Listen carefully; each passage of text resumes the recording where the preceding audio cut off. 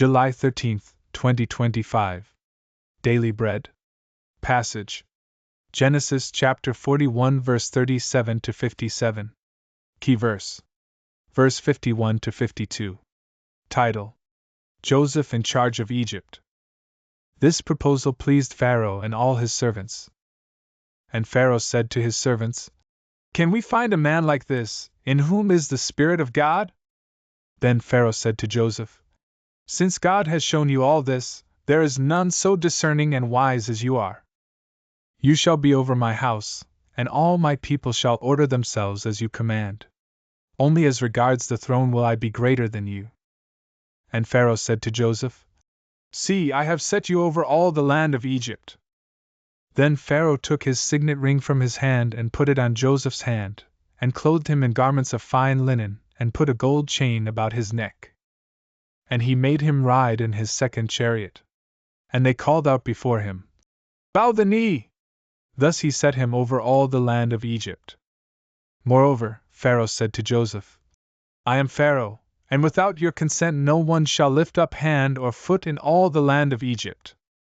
And Pharaoh called Joseph's name Zaphenath-Paneah. And he gave him in marriage Asenath, the daughter of Potiphar priest of On. So Joseph went out over the land of Egypt. Joseph was 30 years old when he entered the service of Pharaoh king of Egypt.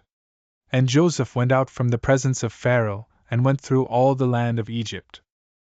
During the 7 plentiful years the earth produced abundantly. And he gathered up all the food of these 7 years, which occurred in the land of Egypt, and put the food in the cities. He put in every city the food from the fields around it. And Joseph stored up grain in great abundance, like the sand of the sea, until he ceased to measure it, for it could not be measured. Before the year of famine came, 2 sons were born to Joseph.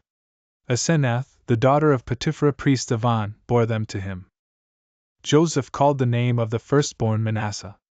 "For," he said, "God has made me forget all my hardship and all my father's house." The name of the second he called Ephraim. "For God has made me fruitful in the land of my affliction." The 7 years of plenty that occurred in the land of Egypt came to an end. And the 7 years of famine began to come, as Joseph had said. There was famine in all lands, but in all the land of Egypt there was bread. When all the land of Egypt was famished, the people cried to Pharaoh for bread. Pharaoh said to all the Egyptians, "Go to Joseph. What he says to you, do." So when the famine had spread over all the land, Joseph opened all the storehouses and sold to the Egyptians, for the famine was severe in the land of Egypt.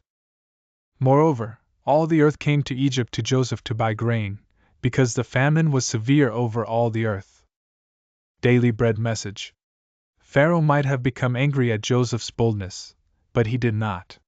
He accepted God's word and recognized Joseph as God's servant. He put him in charge of his palace and made him the second man over Egypt. God was with Joseph. Joseph was changed from a slave to a ruler in one day. He did not become proud, nor did he seek revenge.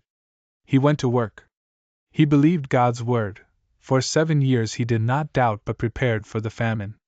When the years of famine came, he opened the storehouses and fed the Egyptians and the world. He became a steward of the world. During the years of plenty, Joseph married and had 2 sons. His sons' names testify to how deeply he suffered in his struggles in Egypt, but also how thankful he was to God for bearing his abundant fruit in Joseph's life. He held no grudges against his brothers. God's blessing did not make him proud, it made him thankful, humble, and obedient to God. Joseph accepted God's sovereignty. He continued to walk with God and accepted God's hand over all his life. Prayer. Lord, you have been with me in all things. Help me to embrace your sovereign rule over every part of my life. One word.